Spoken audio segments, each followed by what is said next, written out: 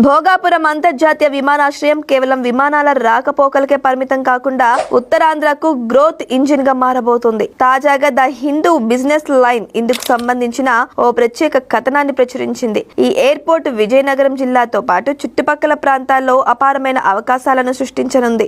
Airport చుట్టుపక్కల IT పార్కులు, service sector యూనిట్లు, భారీ పరిశ్రమల స్థాపన కోసం ప్రభుత్వం ఇప్పటికే ల్యాండ్ బ్యాంకులను గుర్తించింది. కేవలం విమానాశ్రయం లోపలే కాకుండా దాని అనుబంధ రంగాల ద్వారా వేలాది మంది స్థానిక యువతకు ఉద్యోగ ఉపాధి అవకాశాలు లభించనున్నాయి.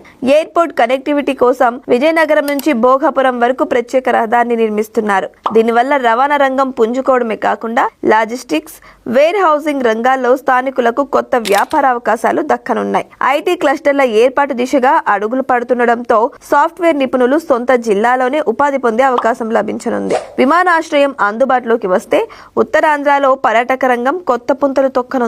తీర ప్రాంతంలో రిసార్టులు, హోటళ్లు, ఇతర వినోద కేంద్రాల ఏర్పాటు ద్వారా స్థానిక మహిళలు, యువతకు పరోక్షంగా ఉపాధి లభిస్తుంది. అంతేకాకుండా గన్నవరం వంటి పట్టణాల తరహాలో ఇక్కడ కూడా సర్వీస్ సెక్టార్ విస్తరించనుంది. ప్రభుత్వ అంచనాల ప్రకారం ఈ ప్రాజెక్టు 2026 జూన్, జూలై నాటికి పూర్తి స్థాయిలో అందుబాటులోకి రానుంది. భోగాపురం ఎయిర్పోర్ట్ కేవలం మౌలిక సదుపాయం మాత్రమే కాదు, ఇది ఉత్తరాంధ్ర ప్రజల దశాబ్దాల కళ.